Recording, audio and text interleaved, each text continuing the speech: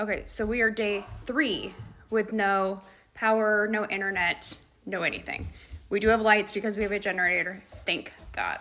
So we are packing up our stuff and we are headed to Pudding's cousin's house to see the little foster kitties and stay the night there where we actually have service.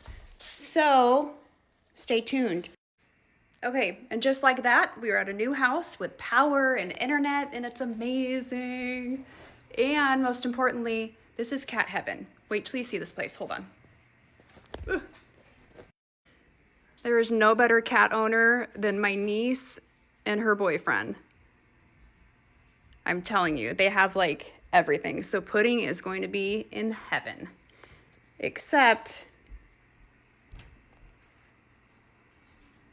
we're still working on the introduction here. I don't know, you guys are irritating. What's for breakfast? You didn't have breakfast?